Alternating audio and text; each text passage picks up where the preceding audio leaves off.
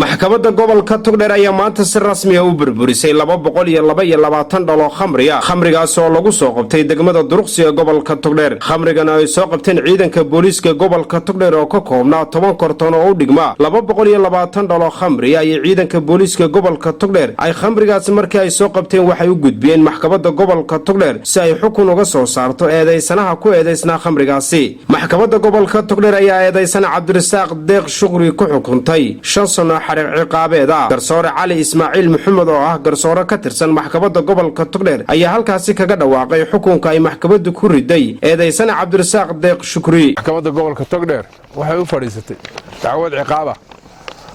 dacwadaas oo ku lidahayd eedeysana Cabdirasaaq Deeq Shukri ina Sabaad Xasan oo 30 jir ah kaasoo lagu eedeynayay qodobka afraad ee maandooriya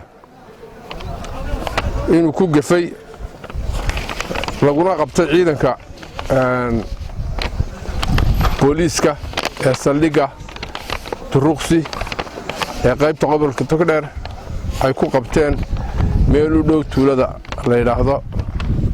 gaarada Goobtaxil oo ka xigta hawd magaalada Burco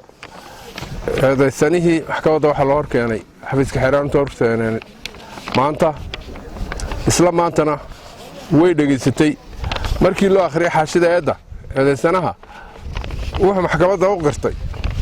inuu khamrigan waday khamrigaas oo dhamaa 10 karton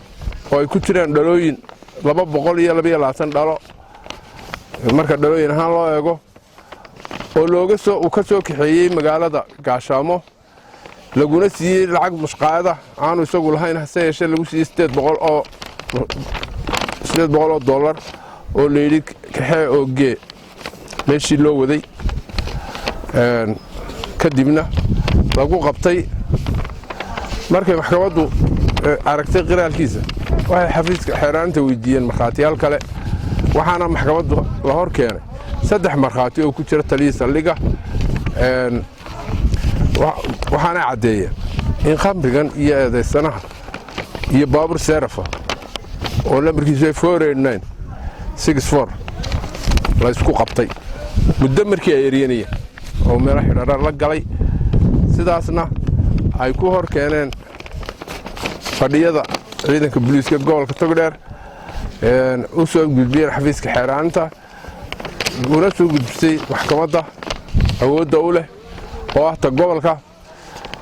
maxkamaddu markay aragtay qiraalka eedeysanaha iyo markhaatiyaashu wixii ay fureen markay aragtay qodobada xeerka maandooriyaha qodobkiisa afraad ee xeerka lambarkiisu yahay 22 soona waxay 22 markay aragtay qodobada xeerka habka ee 103 104 21 120 122 123 iyo 123 markay aragtay qiraalka gudoomiyaha maxkamadda uu ka qoray ee qiraalkan ka horeeyay isla 20kii bisha eedeysanaha ku qiranayo inuu khamrigan iyo gaarigan bay soo gootay lagu qabtay waxa maxkamaddu ku qanacday inuu dhacay dambigan waxaana lagu xukumay eedeysanaha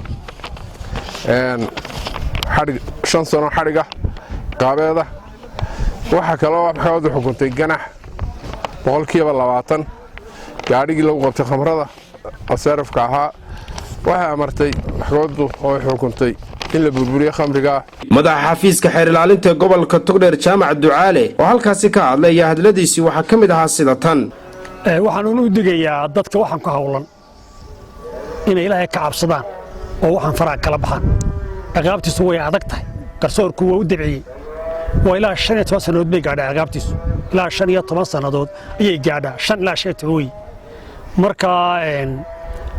dadweynaha waxaan ka codsanaynaa sida uu garsooruhu sheegay inay la shaqeeyaan booliiska dhankiisa taliyaha ciidanka booliiska gobolka Togdheer Gaashaanle Sare Cabdi Muuse Cabdilaahi ayaa fariin u diray cid kasta oo ku hawlan kiisaska noocan oo kala isagoo ballan qaaday in ciidan ahaan ay heegan u yihiin inay talaabo ka qaadaan cid kasta oo isku dayday inay khamri soo geliso gobolka Togdheer marka wararka waxaan ka salaamayaa horta Ilaahay baa mahad leh halkan waxaan ka salaamayaa garsooriyihii xukuumay kiiska xeer ilaaliye Cismaan